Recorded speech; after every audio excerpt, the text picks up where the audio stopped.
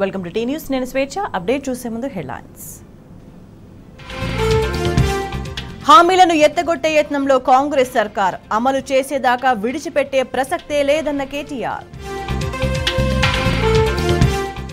తెలంగాణ ప్రయోజనాలు ఢిల్లీకి తాకట్టు పెడుతున్న కాంగ్రెస్, మన ప్రాజెక్టులు కేఆర్ఎంబీకి అప్పగిస్తే తీవ్ర నష్టమన్న హరీష్ రావు. గద్వాలలో అదుపు తప్పి డివైడర్ను ఢీకొట్టిన కార్, ముగ్గురి మృతి, మరో ముగ్గురికి తీవ్ర గాయాలు. రామనామ స్మరణతో మార్మోగుతున్న అయోధ్య, ఎల్లుండి రామ్లల్లా విగ్రహ ప్రాణ ప్రతిష్టకు ముమ్మర ఏర్పాట్లు. ఉత్తరాతిని కమ్మేసిన పొగమంచు, పలు విమాన రైలు సర్వీసులు ఆలస్యం.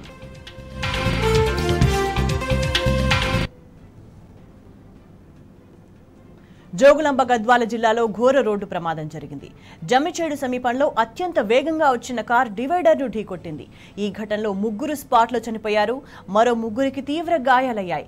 గద్వాలలో పుట్టినరోజు వేడుకలకు హాజరై తిరుగు ప్రయాణమైన సమయంలో ఈ ప్రమాదం జరిగింది.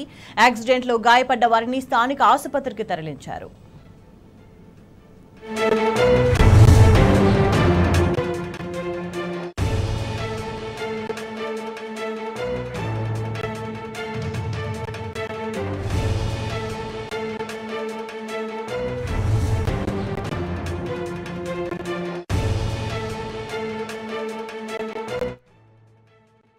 గద్వాల్ దగ్గరలో అంటే గద్వాల్ రూరల్ పోలీస్ లిమిట్స్లో ఒక యాక్సిడెంట్ జరిగింది. అందులో ఎంజీ హెక్టార్ వెహికల్ గద్వాల వైపు నుంచి ఎర్రవల్లి వైపు వెళ్తుంటే ఓవర్ స్పీడ్గా ఒక కల్వర్ట్ని హిట్ ఇచ్చి ఒక 4-5 పల్టీలు కొట్టి అప్ అండ్ డౌన్ పడి దాంట్లో ఉన్న ఇద్దరు అంటే 6 మెంబర్స్ టోటల్ ప్రయాణం చేస్తున్నారు. అందులో ఇద్దరు స్పాట్ చనిపోవడం జరిగింది. ఒక పక్కన హాస్పిటల్ పోతుంటే అంత అవే చనిపోయింది. ఇంకో ముగ్గురేమో ఇంజరీస్ అయినాయి, వాళ్ళని హాస్పిటల్లో అడ్మిట్ చేయడం జరిగింది. కర్నూలులో రెఫర్ చేశారు. చనిపోయిన వాళ్ళ పేర్లు ఆంజనేయులు, పవన్, నరేష్. ఈ ఇంజరీస్ అయిన వాళ్ళ పేర్లు మహబూబ్, గోవర్ధన్, నవీన్. ఇందులో బండి ఎవరు నడుపుతున్నారనేది అంటే డీటెయిల్గా మాకు ఇన్ఫర్మేషన్ ఈ దర్యాప్తులో సేకరిస్తాం. వాళ్ళ ఇంజరీడ్ పర్సన్తో మాట్లాడితే మనకు ఏదైనా తెలుస్తుంది. వాళ్ళు కొద్దిగా కండిషన్ హాస్పిటల్లో ట్రీట్మెంట్ నడుస్తుంది. వాళ్ళ స్టేట్మెంట్ రికార్డ్ చేసిన తర్వాత మీకు మిగతా విషయాలు తెలియదు. ఆ ఇన్సిడెంట్ ఓవర్ స్పీడ్ వల్ల జరిగిందనే మేము అనుకుంటున్నాం. ఎందుకంటే అక్కడ ఎలాంటి ఇబ్బంది లేదు, తీసుకు కల్వర్ట్ ఢీకొట్టడం జరిగింది.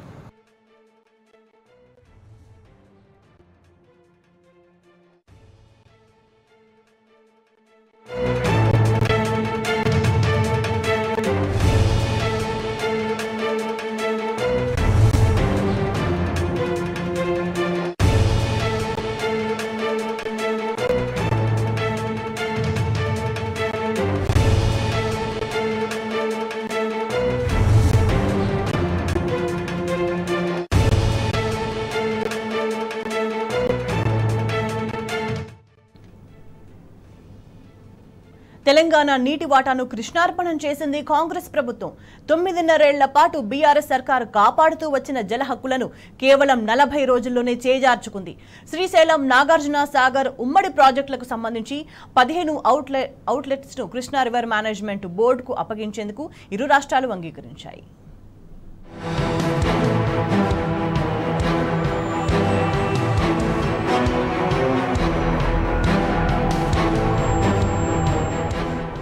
శ్రీశైలం, నాగార్జున సాగర్ ఉమ్మడి ప్రాజెక్టులకు సంబంధించి 15 అవుట్లెట్లను నెల రోజుల్లోగా కృష్ణా రివర్ మేనేజ్మెంట్ బోర్డుకి అప్పగించేందుకు తెలంగాణ, ఏపీ రాష్ట్రాలు అంగీకరించాయి. ఈ మేరకు ఇటీవల నిర్వహించిన మినిట్స్ లో కేంద్ర జలశక్తి శాఖ చాలా స్పష్టంగా పేర్కొంది.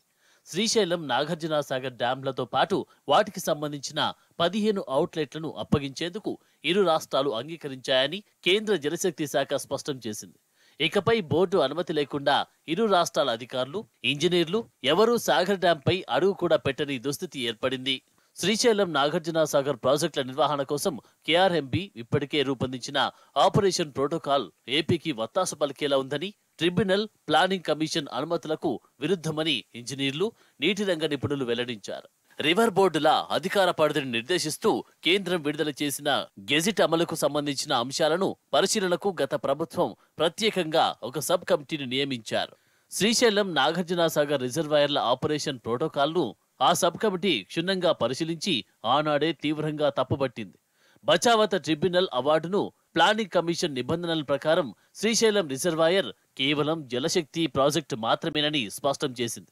అదేవిధంగా నాగార్జున సాగర్ కు ప్రత్యేకంగా ఎలాంటి క్యాచ్మెంట్ ఏరియా లేదని, శ్రీశైలం రిజర్వాయర్ నుంచి మాత్రమే జల విద్యుదుత్పత్తి ద్వారా మాత్రమే సాగర్ రిజర్వాయర్ కు నీరు అందుతుందని, ఈ అంశాలను ఏవి పట్టించుకోకుండా కేఆర్ఎంబీ ప్రోటోకాల్ను రూపొందించిందని కమిటీ తప్పుపట్టింది. ఇంకా మిగులు జలాలు, క్యారీ ఓవర్, తాగునీటి వినియోగం తదితర అనేక అంశాలపై అనేక అభ్యంతరాలను వ్యక్తం చేసింది.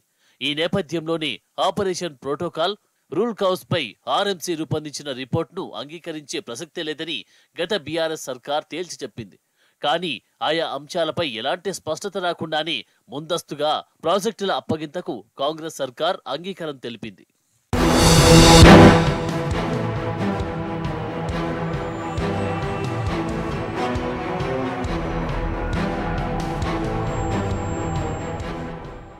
ఆపరేషన్ ప్రోటోకాల్ ముసాయిదాలో చేసిన ప్రతిపాదనలతో తెలంగాణ 45 టీఎంసీల నికర జలాలను కోల్పోనుంది.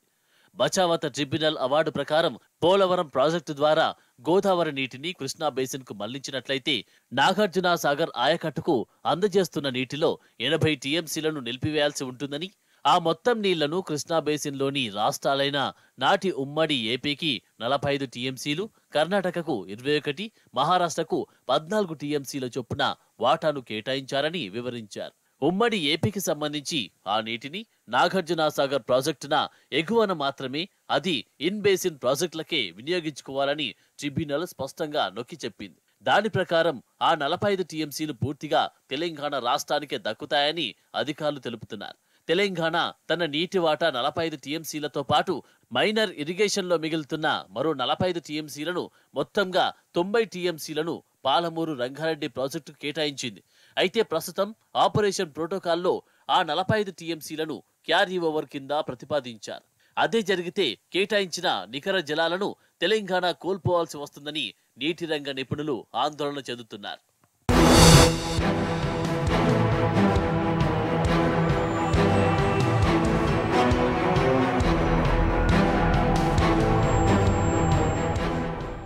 బచావత ట్రిబ్యునల్ శ్రీశైలం రిజర్వాయర్ ఎండిడిఎల్ పై ఎలాంటి ఆంక్షలు విధించలేదు. అయితే అవార్డును ప్రకటించిన అనంతరం చెన్నై తాగునీటి అవసరాలకు 15 టీఎంసీలను, శ్రీశైలం రైట్ బ్రాంచ్ కెనాల్ కి 19 టీఎంసీలను కేటాయించారు. మొత్తంగా 34 టీఎంసీలకు మాత్రమే ఏపీకి అనుమతులున్నాయి. అయినప్పటికీ ఏపీ ప్రభుత్వం నిబంధనలకు విరుద్ధంగా పోతిరెడ్డిపాడు హెడ్ రెగ్యులేటర్ ని విస్తరించుకుంటూ పోతూ ఉండడమే కాకుండా ప్రతి ఏటా బేసిన్ అవతలికి కృష్ణా జలాలను అక్రమంగా మళ్లిస్తుంది. ఈ నేపథ్యంలోనే శ్రీశైలం నుంచి కేవలం 34 టీఎంసీలను మాత్రమే వినియోగించుకునేందుకు ఏపీకి అనుమతి ఇవ్వాలని తెలంగాణ మొదటి నుంచి డిమాండ్ చేస్తున్నది. అయినప్పటికీ ఆ విషయాన్ని విస్మరించి ప్రాజెక్టు రూల్ కర్వ్స్ ను ప్రతిపాదించారు. ట్రిబ్యునల్ అవార్డును పట్టించుకోకుండా కేవలం 7 ఏళ్ల కాలంలో జల వినియోగాల ఆధారంగా ప్రోటోకాల్ను రూపొందించారు. ఇప్పుడు అదే ప్రోటోకాల్ అమలైతే తెలంగాణ హక్కులకు తీవ్ర విఘాతం వాటిల్లినట్లే. ఇక భవిష్యత్తులో సాగర్కు నీళ్లు వస్తాయా అన్నది అనుమానమే. గతంలో ఎలాంటి అంతర్రాష్ట్ర ఒప్పందాలు లేకపోయిన నేపథ్యంలో రాష్ట్రాల ఏర్పాటు అనంతరం కృష్ణా జలాల వినియోగానికి ఇరు రాష్ట్రాలు కేవలం ఏడాది కాలానికి మాత్రమే పరిమితమయ్యేలా తాత్కాలిక ఒప్పందాన్ని చేసుకున్నాయి. 66:34 నిష్పత్తిలో ఏపీ, తెలంగాణ వినియోగించుకోవాలని నిర్ణయించుకున్నాయి. అదే తాత్కాలిక ఒప్పందాన్ని 2022 వరకు ప్రతి నీటి సంవత్సరానికి పొడిగించుకుంటూ వచ్చాయి. అయితే 2022 నుంచి 50:50 నిష్పత్తిలో జలాలను వినియోగించుకుంటామని తేల్చి చెప్పింది. తాత్కాలిక ఒప్పందానికి కూడా అంగీకరించలేదు. ఆ విషయం కేంద్ర జలశక్తి శాఖ పరిశీలనలోనే ఉంది. అయితే ప్రస్తుతం ప్రాజెక్టుల ఆపరేషన్ ప్రోటోకాల్ను తాత్కాలిక ఒప్పందమైన 34:66 నిష్పత్తిని ఆధారం చేసుకునే రూల్ కర్వ్స్ ను రూపొందించారు. ఇది కూడా తెలంగాణకు నష్టం చేకూరుస్తుంది. ట్రిబ్యునల్ విచారణలోనూ తీవ్ర అడ్డంకులు సృష్టించే అవకాశముందని ఇంజనీర్లు హెచ్చరిస్తున్నారు. ఇంత జరుగుతూ ఉన్నా రాష్ట్ర ప్రభుత్వం మాత్రం నిమ్మకు నీరెత్తినట్లు వ్యవహరిస్తుందంటున్నారు నీటి రంగ నిపుణులు. అంతర్రాష్ట్ర జలాల వినియోగంపై ఇప్పటి వరకు సమీక్షలు పెట్టని ప్రభుత్వ తీరుపై కృష్ణా డెల్టాకు చెందిన రైతాంగం ఆందోళన వ్యక్తం చేస్తున్నారు. అంతేకాదు ఇప్పటికే క్రాప్ హాలిడేలు ప్రకటించారు. అంతేకాదు భవిష్యత్తు నీటి కేటాయింపులపై కూడా కృష్ణా బేసిన్ రైతులకు ఆశ లేకుండా చేస్తుంది అంటున్నారు నీటి రంగ నిపుణులు.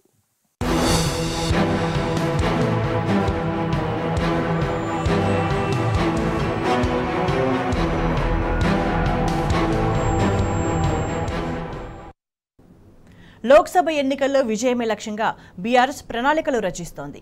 గెలుపే లక్ష్యంగా అనుసరించాల్సిన వ్యూహంపై నియోజకవర్గాల వారీగా సన్నాహక సమావేశాలు నిర్వహిస్తున్నారు. బీఆర్ఎస్ అధినేత కేసీఆర్ ఆదేశాల మేరకు వర్కింగ్ ప్రెసిడెంట్ కేటీఆర్, హరీష్ రావు, పోచారం శ్రీనివాసరెడ్డి సహా ఇతర నేతలు సమావేశాలు నిర్వహిస్తున్నారు. ఇందులో భాగంగా ఇవాళ హైదరాబాద్, సికింద్రాబాద్ లోక్సభ నియోజకవర్గ నేతలతో సమావేశం నిర్వహించనున్నారు. లోక్సభ పరిధిలోని అసెంబ్లీ సెగ్మెంట్లకు చెందిన ముఖ్య నాయకులు హాజరు కానున్నారు. రాబోయే లోక్సభ ఎన్నికలకు పార్టీ క్యాడర్ను సమాయత్తం చేసి వారి సలహాలు, సూచనలు స్వీకరించడంపై సమావేశంలో చర్చించనున్నారు. పార్లమెంట్ ఎన్నికల్లో అనుసరించాల్సిన వ్యూహం, గెలుపుపై పటిష్ట కార్యాచరణ రూపొందిస్తారు.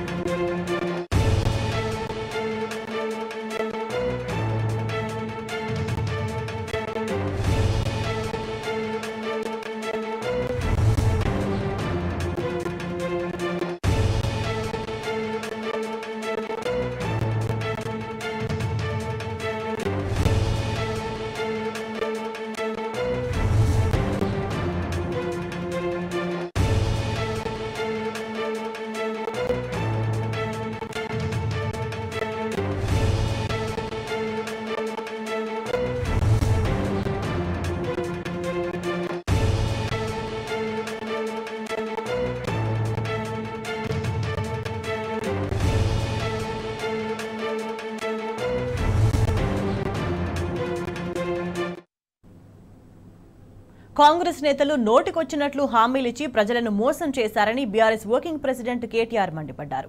రాష్ట్ర ప్రయోజనాలు కాపాడేది బీఆర్ఎస్ మాత్రమేనని పునరుద్ఘాటించారు. మన బలం, గళం, గులాబీ జెండా పార్లమెంట్లో ఉండాలని స్పష్టం చేశారు. లేకుంటే తెలంగాణ ప్రయోజనాలకు నష్టం జరుగుతుందని ప్రజలకు వివరించి చెప్పాలని సూచించారు. ఈ మేరకు మెదక్ ఎంపీ నియోజకవర్గ సన్నాహక సమావేశంలో గులాబీ శ్రేణులకు కేటీఆర్ దిశానిర్దేశం చేశారు.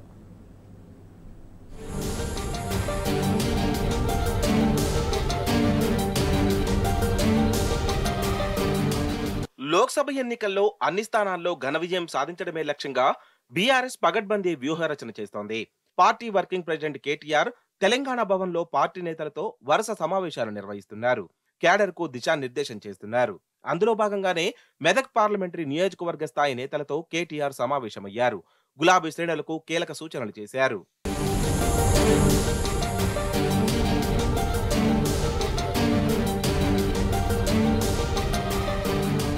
తెలంగాణ గుల్లైందని, రాష్ట్ర ఏర్పాటు విఫలమైందని గవర్నర్ ప్రసంగంలో అబద్ధాలు మాట్లాడించారని కేటీఆర్ ఆగ్రహం వ్యక్తం చేశారు. అందుకే తెలంగాణ సమగ్ర అభివృద్ధిపై గణాంకాలు, ఆధారాలతో సహా శ్వేతపత్రాన్ని విడుదల చేశామన్నారు. కాంగ్రెస్ ఇచ్చింది 6 గ్యారంటీలు కాదు, 420 హామీలు ఉన్నాయని స్పష్టం చేశారు. హామీలను నెరవేర్చని హస్తం సర్కారును ఎండగట్టే బాధ్యత గులాబీ శ్రేణులందరిపైనా ఉందన్నారు. రేవంత్ రెడ్డి పీసీసీ చీఫ్ గా ఉన్నప్పుడు రైతులు 2 లక్షల రుణం తెచ్చుకోండి, అధికారంలోకి రాగానే డిసెంబర్ 9న మాఫీ చేస్తామని చెప్పి ఇప్పుడు మోసం చేశాడని కేటీఆర్ దుయ్యబట్టారు.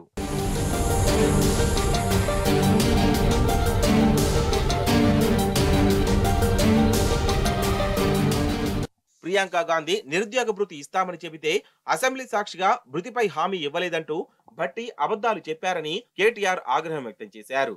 పాలమూరు రంగారెడ్డి ప్రాజెక్టుకు జాతీయ హోదా తెస్తామంటూ కాంగ్రెస్ నేతలు బీరాలు పలికారని, కానీ అది సాధ్యం కాదని సీఎం ఢిల్లీ పర్యటనతో స్పష్టమైందన్నారు. కాంగ్రెస్ నేతలు నోటికొచ్చినట్లు హామీలిచ్చి ప్రజలను మోసం చేశారని ఆయన మండిపడ్డారు. అందుకే 420 హామీలను చేసేదాకా కాంగ్రెస్ ను విడిచిపెట్టబోమని కేటీఆర్ స్పష్టం చేశారు.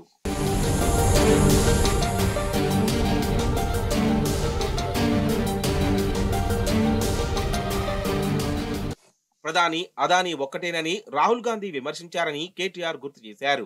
కానీ రేవంత్ రెడ్డి మాత్రం ఆయనతోనే ఒప్పందాలు కుదుర్చుకున్నారని ఆయన దుయ్యబట్టారు. రాహుల్ గాంధీ అదానీని తిడితే రేవంత్ రెడ్డి అదే సమయంలో దావోస్ లో ఒప్పందం చేసుకున్నారని స్పష్టం చేశారు. నోటికి వచ్చినట్లు మాట్లాడిన కాంగ్రెస్, బీజేపీ నాయకుల అసలు రంగు ఇప్పుడు బయటపడుతోందన్నారు.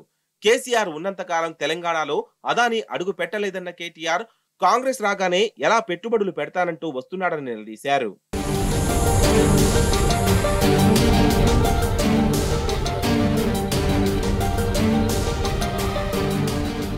ఇచ్చిన హామీలను అమలు చేయాలనే ఆలోచన కాంగ్రెస్ పార్టీకి లేదని నిప్పులు చెరిగారు కేటీఆర్. అదానిని రాహుల్ గాంధీ విమర్శిస్తే అదే అదానితో రేవంత్ ఎలా ఒప్పందాలు కుదుర్చుకుంటారని ప్రశ్నించారు. బీజేపీ చేసిన తప్పులను కాంగ్రెస్ ప్రశ్నించదు, కాంగ్రెస్ ను బీజేపీ ప్రశ్నించదంటూ చురకలండించారు. కాంగ్రెస్ ఎన్నికలప్పుడు ఒక మాట, ముగియగానే ఇంకో మాట మాట్లాడుతుందని ఆగ్రహం వ్యక్తం చేశారు. ఎవరి టీమో ప్రజలు ఆలోచించాలన్నారు. బండి సంజయ్ బాహాటంగానే కాంగ్రెస్ బీజేపీలు కలిసి పనిచేయాలంటున్నాయని దుయ్యబట్టారు. ఎవరికి ఎవరు దోస్తులో బండి సంజయ్ వ్యాఖ్యలను బట్టి అర్థం చేసుకోవచ్చన్నారు కేటీఆర్.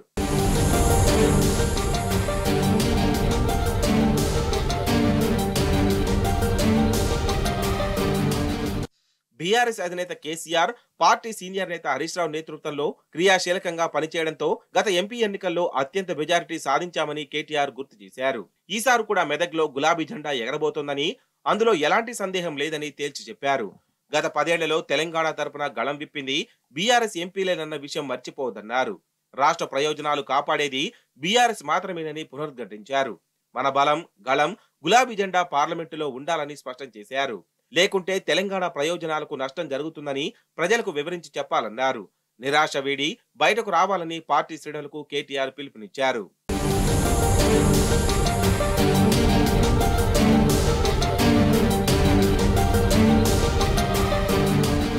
మెదక్ పార్లమెంటు నియోజకవర్గం బీఆర్ఎస్ కు కంచుకోట అని కేటీఆర్ స్పష్టం చేశారు. అసెంబ్లీ ఎన్నికల్లో వచ్చిన ఓట్ల ఆధారంగా చూస్తే కాంగ్రెస్ కన్నా బీఆర్ఎస్ 2,48,000 ఓట్ల ఆధిక్యంలో ఉందన్నారు.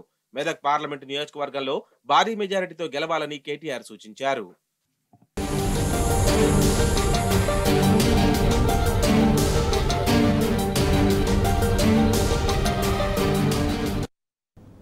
ఉత్తర భారతంలో చలి చంపేస్తోంది. ఢిల్లీ, పంజాబ్, హర్యానా, యూపీ, రాజస్థాన్, జార్ఖండ్ను చలి వణికిస్తోంది. చలిగాలులకు తోడు దట్టమైన పొగమంచు కమ్మేయడంతో ఉష్ణోగ్రతలు -డిగ్రీలకు పడిపోయాయి. చలిగాలులతో అల్లాడుతున్న ఢిల్లీలో కనిష్ట ఉష్ణోగ్రతలు సింగిల్ డిజిట్కే పరిమితమవుతున్నాయి. అయితే మరో 3 రోజుల పాటు ఇదే పరిస్థితి ఉంటుందని తెలిపింది ఐఎండీ. మరోవైపు ఢిల్లీలో రవాణా వ్యవస్థపై పొగమంచు తీవ్ర ప్రభావం చూపిస్తోంది. పొగమంచు ధాటికి రైళ్లు, విమాన సర్వీసులు రద్దయ్యాయి. మరికొన్ని ఆలస్యంగా నడుస్తున్నాయి.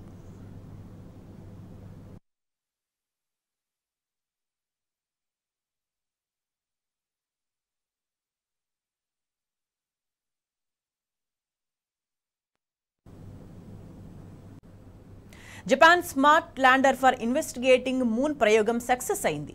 2 సార్లు విఫలమైన ముచ్చటగా 3వసారి స్లిమ్ను విజయవంతంగా చంద్రుడి ఉపరితలంపై దింపింది జక్సా. పిన్ పాయింట్ను ఉపయోగించి ల్యాండర్ను సాఫ్ట్ ల్యాండింగ్ చేసినట్లు ప్రకటించింది. తాజా విజయంతో చంద్రుడిపైకి విజయవంతంగా అంతరిక్ష నౌకను పంపిన 5వ దేశంగా జపాన్ అవతరించింది. అయితే ఇప్పటి వరకు చంద్రుడి ఉపరితలంపై అంతరిక్ష నౌకను సాఫ్ట్ ల్యాండింగ్ చేసిన దేశాల జాబితాలో సోవియట్ యూనియన్, అమెరికా, చైనా, భారత్లు ఉన్నాయి.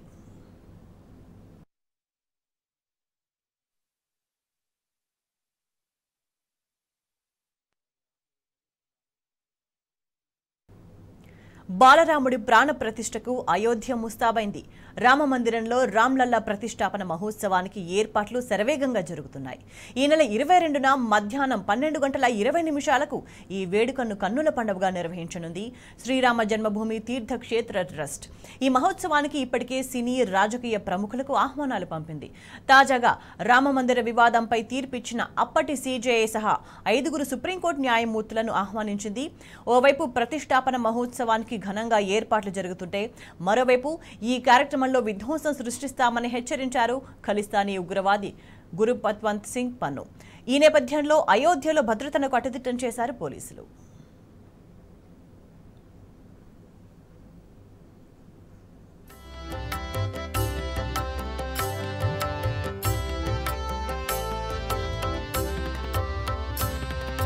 రామ రామ రామ రామ రామ నామ తారకం రామ రామ రామ రామ రామ నామ తారకం రామకృష్ణ వాసుదేవ భక్తి ముక్తిదాయకం రామకృష్ణ వాసుదేవ భక్తి ముక్తిదాయకం రామ రామ రామ రామ రామ నామ తారకం రామ రామ రామ రామ రామ నామ తారకం రామకృష్ణ వాసుదేవ భక్తి ముక్తిదాయకం